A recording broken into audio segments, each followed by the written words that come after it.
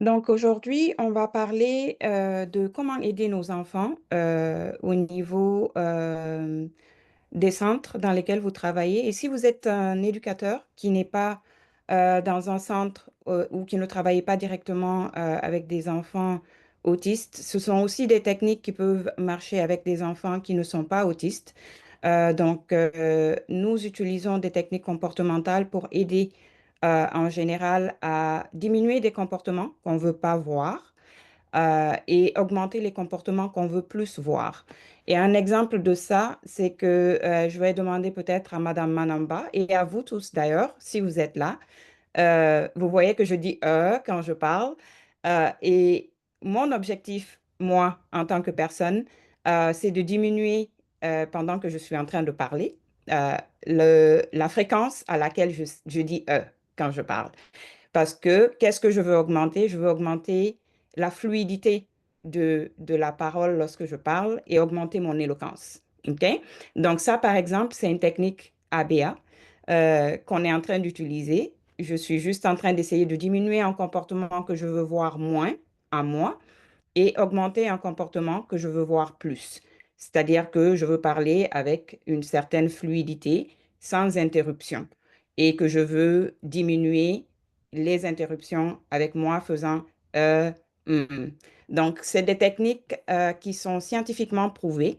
On a beaucoup d'articles derrière ces principes-là. Et lorsqu'ils sont appliqués de façon éthique, ça permet vraiment d'augmenter des comportements et des habiletés chez les enfants euh, diagnostiqués d'autisme et qui leur permet à ce moment-là d'augmenter leur facilité à apprendre et diminuer les interruptions. Et ce que vous voyez souvent avec les enfants autistes, c'est beaucoup de mouvements avec les mains. On appelle ça le flapping, beaucoup d'inattention. Donc, ils regardent, ils bougent, ils regardent un peu partout. Donc, ils ont du mal à s'asseoir, par exemple, pendant 5 minutes, pendant 10 minutes pour une activité, même de dessin, d'écriture, de lecture. Donc, par exemple, lorsqu'on fait des objectifs ABA pour ces enfants-là, on essaye d'augmenter le temps d'activité, c'est-à-dire s'asseoir pendant 5 minutes, ça peut être un des objectifs et diminuer la fréquence à laquelle ils bougent, la fréquence à laquelle ils se lèvent du siège, la fréquence à laquelle ils courent, ils font des allers-retours. Donc, quand on essaye d'augmenter un comportement, on essaye d'en diminuer un autre. Donc, ça va de pair. OK? Et comment est-ce qu'on peut faire ça? On peut le faire avec des renforçateurs positifs. Et les renforçateurs positifs, ça peut être des renforçateurs innés, comme vous et moi. Par exemple, manger, la nourriture, c'est des renforçateurs qui sont des renforçateurs naturels qui sont innés en nous. Nous devons manger pour survivre. Nous avons des renforçateurs qui ne sont pas innés, qui sont seulement des choses que nous aimons, comme par exemple de nos jours le téléphone. Ça peut être un des renforçateurs parce que je vois beaucoup de personnes qui sont sur les réseaux sociaux en train de regarder leur Facebook. C'est un renforçateur. Donc, par exemple, dans votre cas, vous pouvez dire, OK, je vais travailler aujourd'hui je vais être beaucoup plus productif. Je vais travailler pendant 5 minutes ou 10 minutes sans regarder mon téléphone et à la fin, je vais me donner 1 minute sur Facebook. Donc, vous diminuez le temps que vous êtes sur votre téléphone et que vous êtes distrait et vous augmentez le temps que vous êtes en train de travailler et vous devenez productif. Donc, il faut toujours identifier une motivation. Qu'est-ce qui vous motive sur Facebook? C'est de regarder les nouvelles, de regarder ce que les gens sont en train de poster. Et du temps sur Facebook, c'est renforçant pour vous. Vous aimez ça, c'est un plaisir. Donc, chez les enfants, on utilise souvent ces techniques-là. On essaye d'identifier au début ce qui est très, euh, comment dire, ce qui est très motivant pour eux, ce qu'ils aiment. Si ça peut être un bonbon, ça peut être peut-être euh, la tablette, ils aiment jouer avec ça, ça peut être autre chose. Donc, on essaie d'identifier des motivateurs et des renforçateurs pour pouvoir travailler avec eux. Et quand on commence à travailler avec un enfant, On garde ces renforçateurs-là visibles pour eux. Donc, c'est motivant de voir que ton renforçateur, il est juste en face de toi et que quand tu vas travailler juste un petit peu avec l'éducateur, la thérapeute, ensuite, tu vas pouvoir jouer. Tu vas pouvoir avoir ton renforçateur, tu vas pouvoir avoir du plaisir. Donc, c'est un peu ces techniques-là qu'on utilise pour pouvoir aider les enfants. Initialement, lorsque vous essayez d'enseigner quelque chose de nouveau, donc un enfant par exemple qui bouge beaucoup, qui n'a aucune habileté, qui vient d'arriver dans votre centre, vous voulez au début qu'il associe déjà ce renforçateur-là avec du plaisir. Donc juste lui demander par exemple de s'asseoir pendant 30 secondes. Ah, asseyons-nous. Vous vous asseyez avec lui, immédiatement vous lui donnez le renforçateur. Donc on renforce à chaque action que l'enfant pose au début. Et ensuite, on essaye petit à petit d'augmenter le temps de ce qu'on veut que l'enfant fasse et on diminue la fréquence à laquelle on donne le renforçateur parce que tout simplement, on veut que ça se naturalise. Nous, vous, moi, on ne reçoit pas un salaire tous les jours.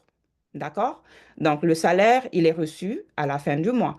Donc, on ne reçoit pas un renforcement tous les jours quand on vient au travail. On accumule du temps de travail et ensuite on est payé un renforcement par notre salaire.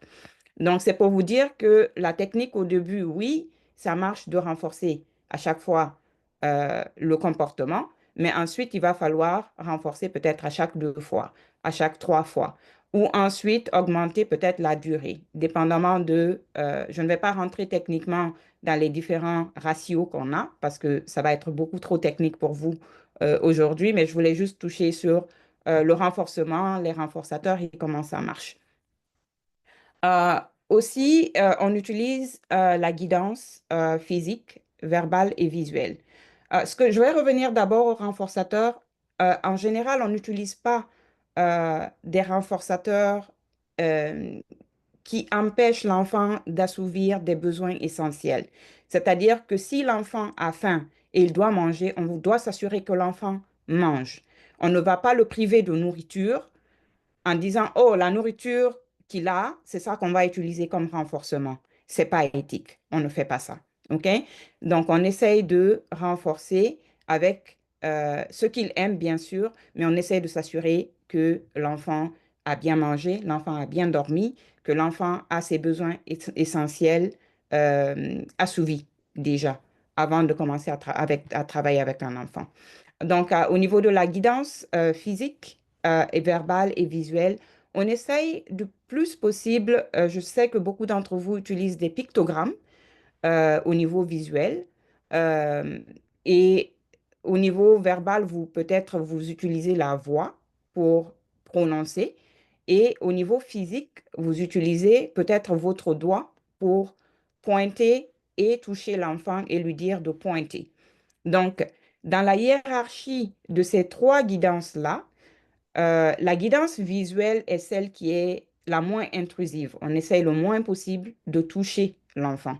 On essaye le plus possible de lui montrer visuellement, mais ça, c'est lorsque l'enfant est capable de regarder. Ce n'est pas effectif si l'enfant ne voit pas ce que vous êtes en train de montrer.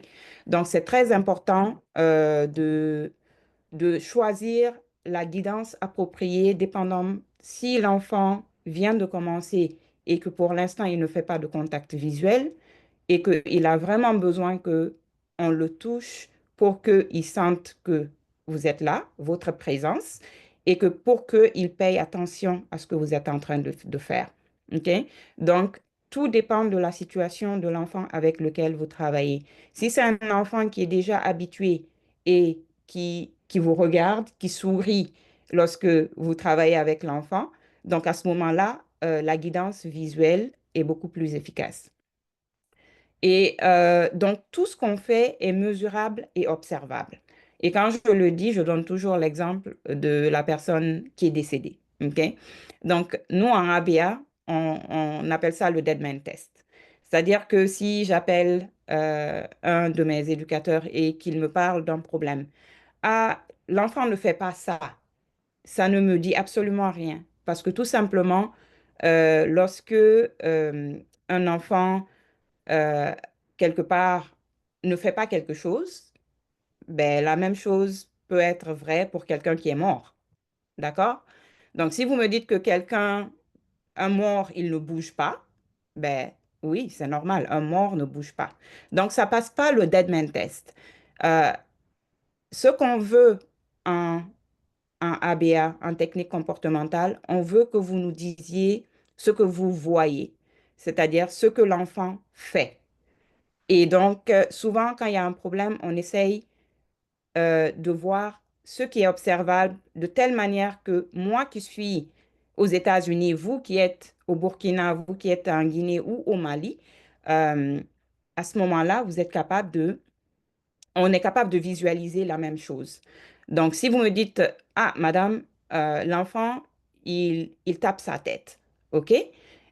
Moi, je vais demander beaucoup plus de questions après ça. C'est beaucoup mieux pour moi parce que je sais qu'il tape sa tête. OK, il tape sa tête comment? Avec la main ou il tape sa tête? Qu'est-ce qu'il fait exactement? Donc là, on rentre dans les détails de ce qu'il est en train de faire. Mais si vous me dites, ah, madame, aujourd'hui, l'enfant ne veut pas étudier. Ah, l'enfant ne veut pas s'asseoir. OK, ça ne passe pas le dead man test. Je ne sais pas dans ce moment-là qu'est-ce qui se passe réellement dans l'environnement. Donc, ça m'explique mieux quand vous me dites ce que vous voyez que quand vous me dites ce qui ne va pas. OK? Donc, en général, j'essaye d'identifier de façon observable ce que vous voyez à distance. Et c'est comme ça qu'on essaye de mesurer un comportement et de dire, OK, l'enfant fait ci. Alors, il se tape la tête avec la main. Et là, je vais commencer à décortiquer, dire, OK, qu'est-ce qui s'est passé juste avant? Est-ce que vous lui avez dit de s'asseoir et il a commencé à se taper la tête? Est-ce que vous lui avez dit de lire une lettre de l'alphabet et il a commencé à se taper la tête? Ou qu'est-ce qui s'est passé avant? Donc, on va essayer d'identifier la cause. Qu'est-ce qui a causé le fait que l'enfant s'est tapé la tête juste après que quelque chose s'est passé dans l'environnement? Et ensuite, la partie la plus importante, c'est ce qui se passe après, ce que vous faites après en tant qu'éducateur. Donc là, je demande souvent, qu'est-ce qui s'est passé juste après? Quand l'enfant s'est tapé la tête, qu'est-ce que vous avez fait? Est-ce que vous lui avez dit, oh, calme-toi, et vous lui avez donné peut-être son jus pour qu'il se calme? Est-ce que vous lui avez donné un choix d'activité en disant, OK, vu que tu ne veux pas lire la lettre, tu t'es tapé la tête, ben, essayons de faire alors un dessin. Donc, peu importe l'approche que vous avez choisie après, la conséquence que vous posez après, ce que nous appelons une conséquence, euh, va déterminer comment l'enfant va se comporter dans le futur. Donc, en fait, dans le futur, ça va augmenter le fait que l'enfant va faire un lien avec l'action que vous avez posée quand il s'est tapé la tête. OK? Il va se dire, OK, quand je me tape la tête, on me donne le jus. Donc, qu'est-ce que je vais faire la prochaine fois? Je vais encore me taper la tête quand je veux le jus. OK? Ou, OK, quand je me tape la tête, on me donne un dessin, qui est une autre activité. Donc, ce que vous déterminez qui est mieux pour l'enfant, à ce moment-là, c'est ce choix-là que vous devez utiliser lorsque l'enfant s'engage dans un comportement qui, euh, que vous ne voulez pas avoir, que vous voulez voir moins.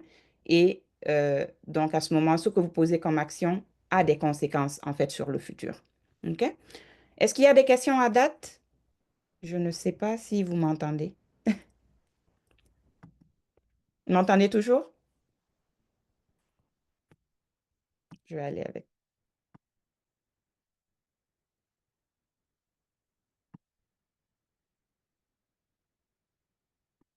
Vous m'entendez? C'est bon?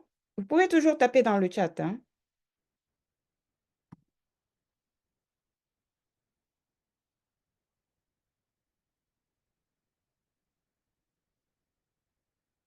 Vous pouvez parler dans votre micro, je pense. Est-ce que vous m'entendez?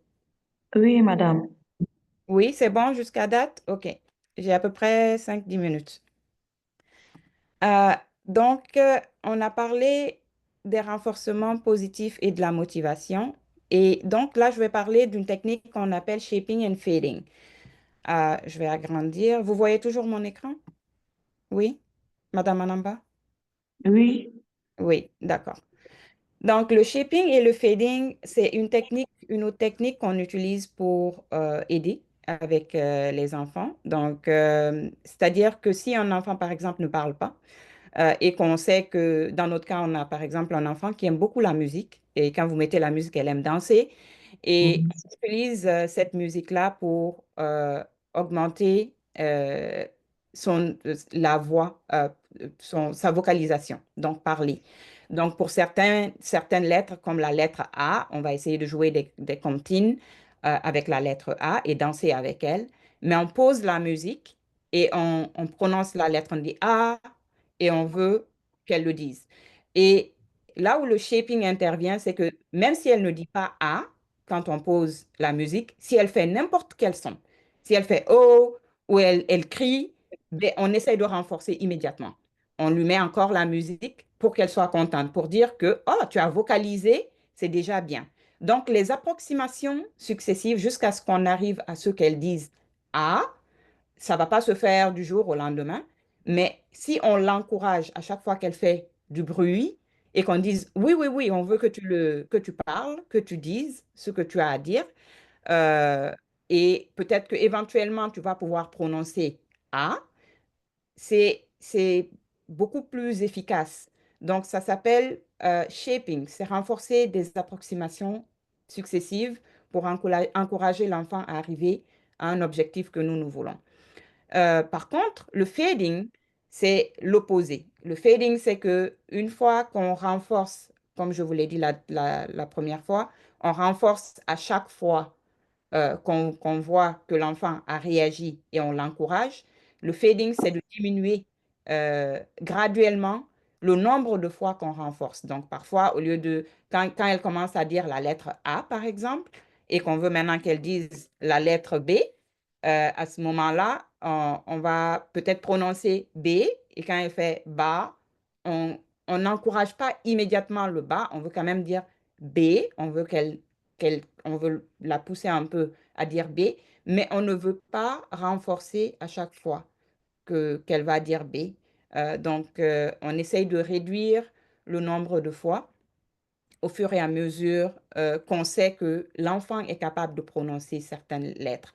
Mais il faut qu'on s'assure que l'enfant maîtrise déjà euh, la notion de prononcer et ensuite, graduellement, on diminue le nombre de renforcements qu'on donne. Et ça, c'est tout simplement pour ne pas qu'on perde la valeur d'un renforçateur. Parce qu'un renforçateur, si on renforce, on continue à renforcer, renforcer avec le même renforçateur. C'est l'analogie, c'est la même chose que manger, hein. Si vous mangez au début, quand vous commencez à manger, vous avez très faim, vous mangez très vite. euh, et vers la fin, quand votre assiette est en train de se vider, vous êtes presque rassasié, vous mangez moins vite. Et quand vous avez fini de manger, si quelqu'un vous offre un deuxième plat de, de nourriture, la motivation est moins là pour manger. Vous avez envie vous dites à la personne, OK, peut-être que je vais garder pour plus tard. D'accord? Donc, c'est un peu ça. On essaie toujours d'économiser nos renforçateurs, surtout que pour certains enfants, il n'y en a pas beaucoup. Donc, on essaye du mieux qu'on peut de bien gérer les renforçateurs. Mais maintenant, euh, lorsque vous structurez un environnement pour travailler, ce qui est important, c'est que vous ayez des repères visuels dans votre environnement, donc les pictogrammes, les photos de ce que l'enfant aime, c'est-à-dire s'il aime le jus, vous prenez une photo du jus, même si c'est dans votre téléphone que vous le gardez, c'est motivant pour l'enfant que vous puissiez lui montrer la photo du jus. Vous devez être dans un endroit où il y a moins de distractions lorsque vous travaillez avec l'enfant initialement. Donc, si vous avez plusieurs enfants dans votre centre et que vous en avez un qui a des comportements qui crient et vous avez un autre qui saute, un autre qui, c'est pas très efficace de pouvoir enseigner des habiletés à un enfant dans cet environnement. Aussi, prévoir un emploi de temps visuel, c'est beaucoup plus efficace, c'est-à-dire dire à l'enfant, voilà, on fait ça et ensuite on fait ça, mais pour qu'il puisse visuellement le voir, parce que la parole, souvent, ne signifie pas grand-chose pour eux. Ils ne comprennent pas la conversation en général pour certains enfants au début. Donc, visuellement, c'est beaucoup mieux de suivre des tâches et que vous puissiez les barrer au fur et à mesure que la journée évolue. Donc, si vous commencez par dessin, vous avez fini la séance de dessin, vous la barrez à la fin. Et ensuite, vous passez peut-être à la lecture. Ensuite, vous barrez. Donc, il voit que progressivement, il est en train d'avancer vers quelque chose. Euh, il faut favoriser euh, la sécurité de l'enfant. Donc, si un enfant commence à s'engager dans des comportements agressifs, essayez de vous mettre derrière l'enfant, parce qu'un enfant qui vous voit devant vous a tendance à plus vous agresser. Placez-vous derrière l'enfant, pas en face de l'enfant. Essayez le plus possible de ne pas toucher l'enfant, à moins que l'enfant est en train de se faire du mal. Et s'il se fait du mal, prenez soin de juste peut-être immobiliser ses bras de façon vraiment douce, à ne pas lui faire du mal, jusqu'à ce qu'il se calme. Amenez-le dans un environnement qui est calmant pour lui. OK? Donc, essayez le plus possible, quand vous avez des agitations, de ne pas vous mettre en face de l'enfant pour ne pas avoir plus de réactions. Et c'est la même chose pour vous et moi, hein. Lorsque on commence à se chamailler avec quelqu'un, plus la personne est présente, plus on essaye d'escalader. Et si la personne n'est plus là, on ne peut pas être le seul interlocuteur de nous-mêmes, n'est-ce pas? Donc, on a tendance à se calmer assez vite. Donc, juste ne pas voir la personne, ça peut aider. Euh, les différentes, je veux dire rapidement en 2 minutes, les différentes techniques qu'on utilise, c'est la communication PEX. Nous utilisons aussi pour l'autonomie les techniques pour s'habiller, pour manger et les interactions sociales. Nous utilisons beaucoup de jeux et le côté académique, les lettres et les chiffres. Donc, je vais m'arrêter là. J'espère que ça vous a aidé, le peu d'introduction que j'ai fait à nos techniques comportementales.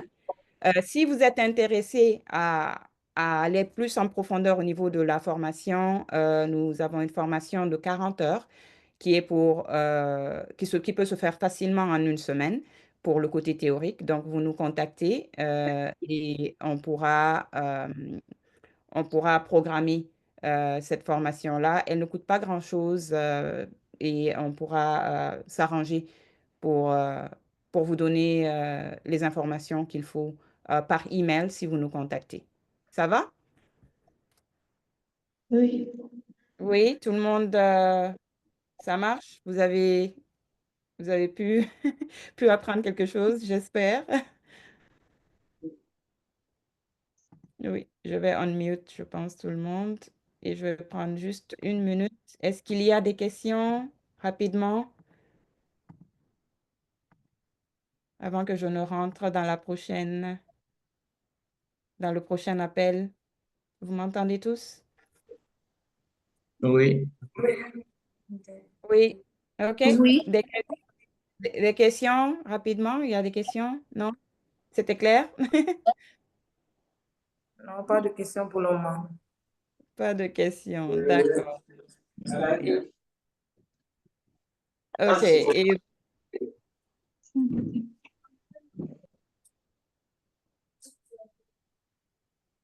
j'ai pas entendu la personne.